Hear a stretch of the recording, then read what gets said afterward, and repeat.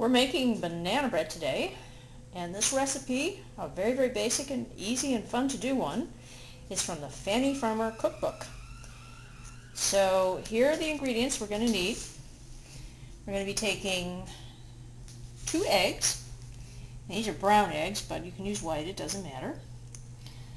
About 2/3 of a cup of sugar, about a teaspoon of baking soda. This particular recipe doesn't call for baking powder. About 2 cups of flour, a smidgen of salt, and of course our ripe bananas. This recipe calls for 3 bananas, but I didn't have 3 bananas, I had 2 bananas. So we're just going to make do. Okay, I'm going to show you how to measure flour, which is going to be interesting doing with one hand, so bear with me. We're going to do it in a couple steps. First thing I want you to do is not reach into your flour thing and go like this. Flour is got a lot of volume. It's mostly volume, and what you want is a measure that's going to be accurate. If you do it that way, you're going to get a lot of air in there, and it's just not going to work. Anyway, all fine cooking schools recommend this, and I've just started doing it. So here's what we're going to do instead. And since I've got one hand here, bear with me. Like I said, this is going to be interesting. What you're going to do is you're going to take another scoop of some kind. In this case, I just have a quarter cup scoop here, and you're just going to load it in here lightly. Okay, just put it in there and stick it in there. You're going to have stuff spilling out the outside. Yeah, that's okay. So now you got it kind of spilling on the outside, right? So you know you've got a full cup plus, or whatever container you would be using, depending on the type of measurements you use. So the next thing you want to do is you want to take a straight edge. I usually just use a knife, and just move it around a little bit so that it's completely distributed, and then take it and stretch it across the top. And again, just sort of, it's a little awkward here because I'm only using one hand, but stretch it across the top, and that should be your cup measurement. So let's try this, and then I'm going to show you some ways of combining all these guys. Here we are at step 3. We've combined all of our dry ingredients. In this case, I'm going to try and save myself a little time. So I have a food processor, and I just started with the dry ingredients, and I'm going to swirl those around. And here's what we've got in there. We have 2 cups of flour. That translates also to 280 grams.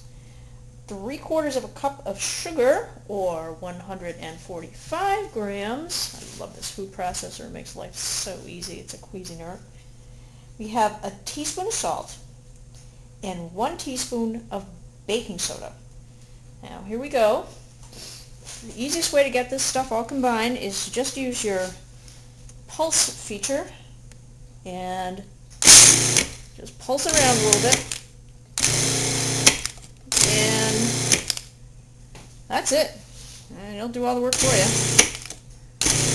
Love these guys. You could use the same food processor to also combine the wet ingredients.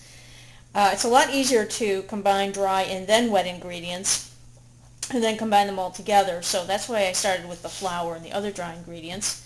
These are 2 eggs and 2 bananas, and instead of pulsing it, I'm just going to turn it on for a while and let it do its thing.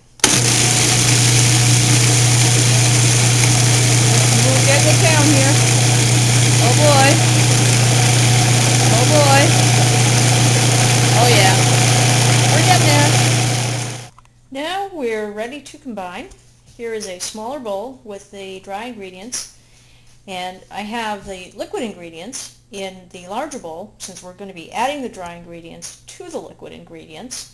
And by the way, you don't have to do this in a food processor. Yes, it kind of, renders a similar consistency.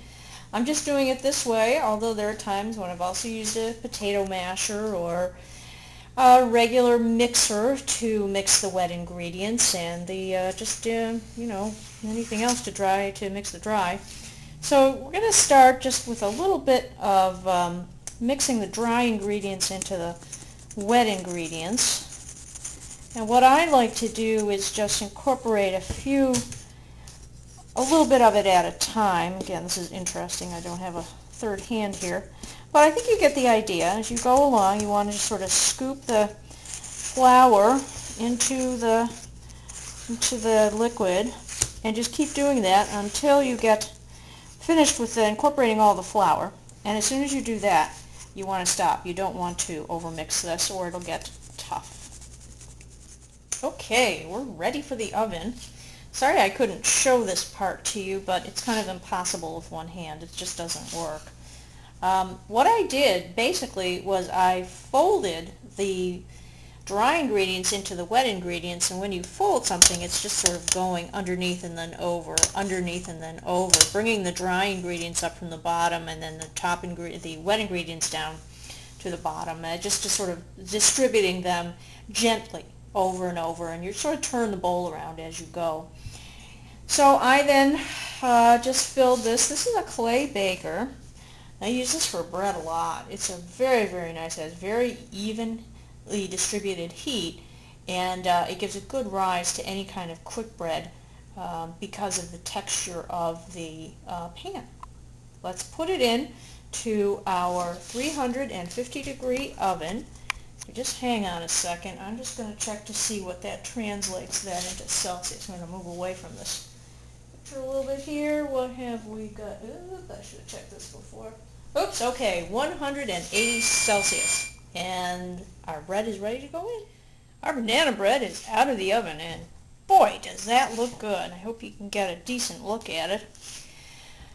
You can test it pretty easily to make sure it's done. You can use a knife or a little toothpick or something, and just the very, very top right here particularly, just stick it in there, and if it comes out clean, you're fine. And if it comes out with batter on it, you need to cook it some more. So before you take this out of this lovely pan, you want to make sure that you loosen the sides.